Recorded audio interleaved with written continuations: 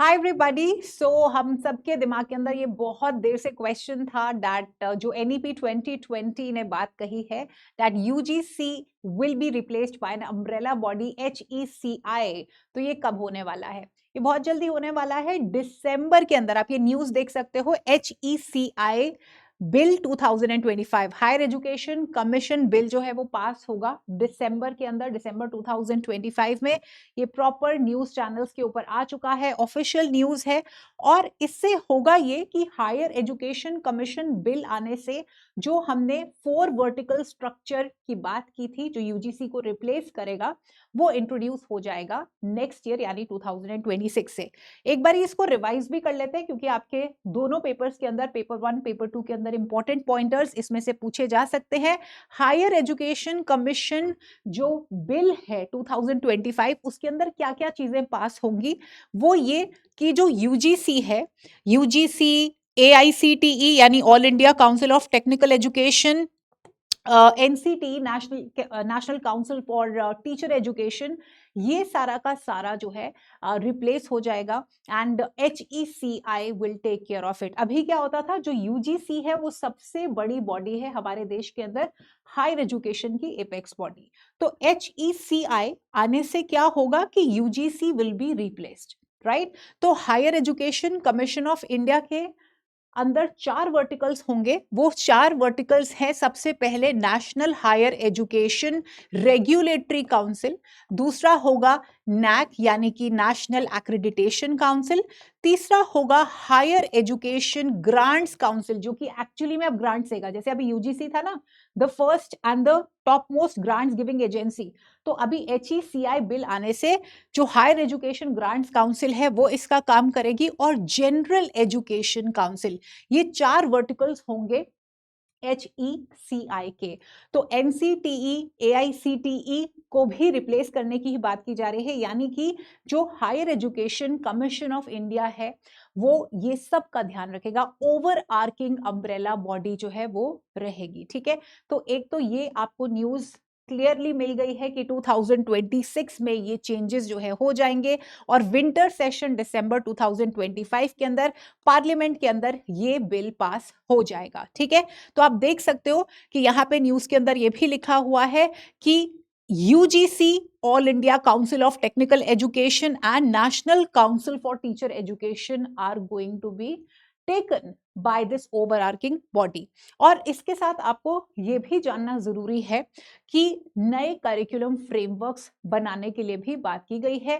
NCF SC 2023 already बन चुका है एनईपी 2020 के ऊपर, और जो एनसीटीई है उसने अभी आईटेप प्रोग्राम जो है उसका करिकुलम फ्रेमवर्क निकाला है, और बाकी कोर्सेज का भी निकालेंगे।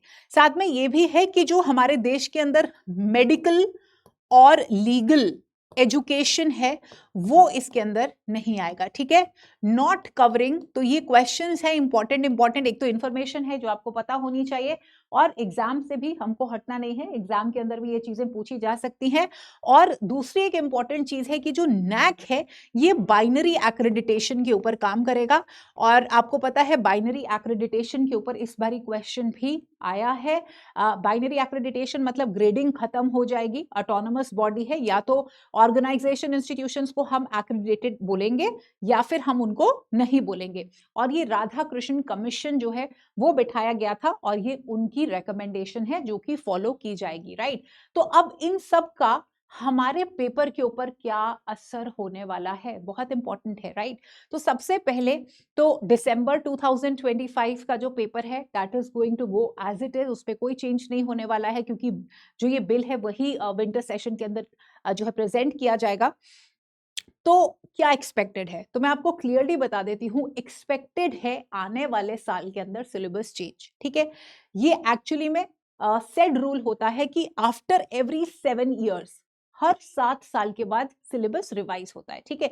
जैसे 2014 में हुआ, उससे जैसे अभी हमने 7 इयर्स कंप्लीट भी नहीं किए थे, 2018 के अंदर कंप्लीट पैटर्न चेंज हो गया था, पहले 3 पेपर होते थे फिर 2 पेपर हुआ।